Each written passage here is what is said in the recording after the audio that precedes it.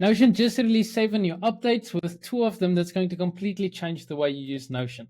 Let's get started with the first update, which is in your sidebar or just when you create a new database. If you click on this plus, then over here, you'll see that you can now create different databases from this menu. So if I want to create a task tracker, I can click on this, and here I can choose which properties I want to add. And then when I click on done, it will just get created. So yeah, they got like these preset variables, which is just the different properties. And yeah, this is the easy and quick way to create databases, and you can browse more templates, obviously. But yeah, this is a nice addition for beginners who wants to just get their feet wet in Notion. But even better way is if you use the AI. So I can use the AI here, or what most likely you will do is if you press /, and then this is also a smaller update where this menu now looks different. So it's not in my other workspaces, but for this one, this looks a lot simpler and cleaner, and I actually quite like it, but I know some people won't. But yeah, when you create a new database, new table view database, you'll now see you have the build with AI option, and these are the ones that I just shared. So if you click build with AI, then using English words or whatever language, you can just use your words to describe the Notion AI what you want, what database you want. So let's go ahead and create a YouTube tracker where it will give me the publishing dates. So create a YouTube tracker with publishing dates, statuses. I need to track the YouTube metrics, and my video editor is going to use it as well. Let's see what it creates. So yeah, you basically just explain to the Notion AI what you want and press enter. It's pretty self-explanatory. And then it will go ahead and create a database. So let's see what it comes up with. So here we got views, likes, video editor. So this is a personal property, video URL, description, tags. So let's do that. You can also make changes, leave some feedback, but let's just go ahead and click on done.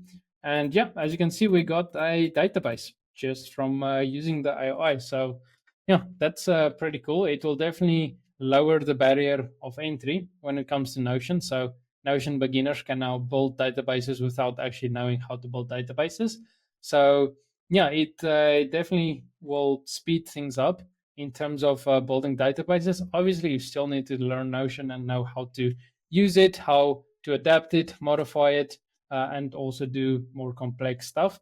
But for beginner, basic level, like for the average Joe who just wants to track his recipes, like this is perfect. But if you do want to build like more advanced stuff, then you would need to learn how to use Notion. But yeah, the AI is going to get better. So yeah, this is pretty cool. So here we got the calendar, we got production status, and this is a good beginning, like a good starting point in order to continue building out this dashboard. So that's the second update, which is the Notion AI, which is the biggest update out of all of these.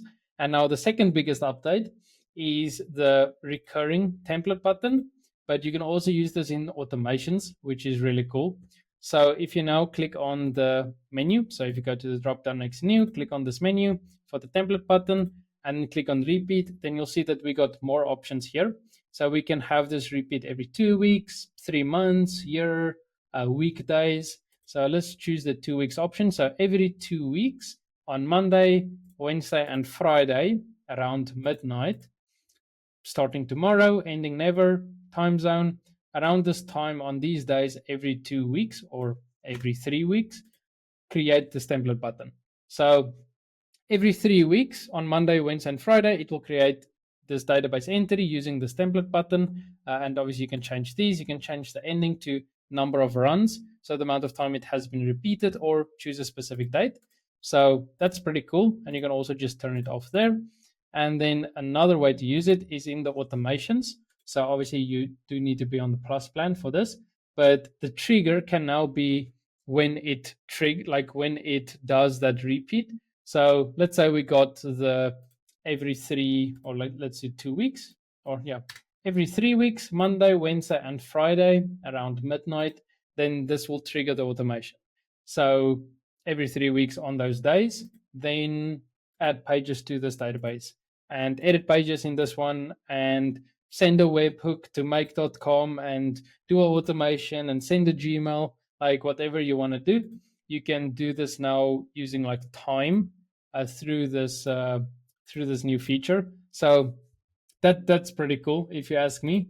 So we can do like, okay, every weekday I want to do these set of actions. So this can even be used with like a habit tracker. If you only have habits from Monday to Friday, but not Saturday and Sunday, then you can do it with this, and then it will automatically create those days on your database. Or I'm curious to see how everyone is going to use this feature, but yeah, that's pretty cool, and it definitely opens up a lot of doors in terms of stuff you can now do and build with Notion. So the next update is regarding Notion forms. So if I go ahead and create a new form and click on share, you now have this option where you can change the access levels to who can access the submissions. So people can only view it, comment on it, edit it, full access, no access. So you got that.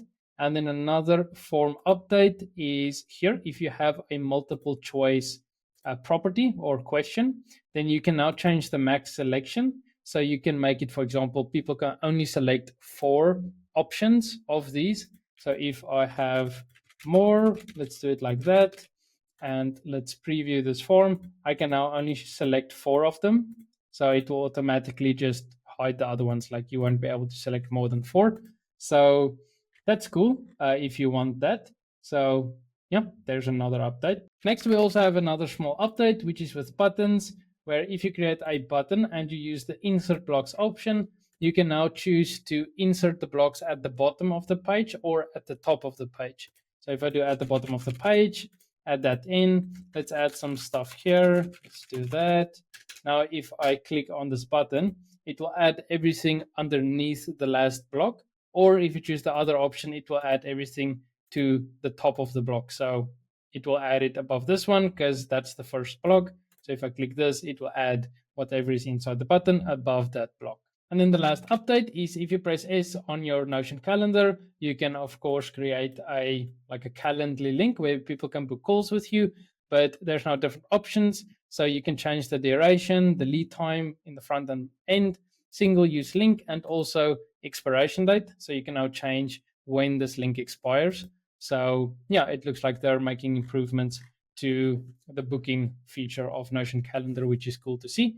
And yeah, that's pretty much all the updates. And while you're still here, if you're interested in working with me one-on-one to help you master Notion and build a custom dashboard for your life or business, then just check the link in the description for some more details. Thank you for watching, and I'll see you in the next one.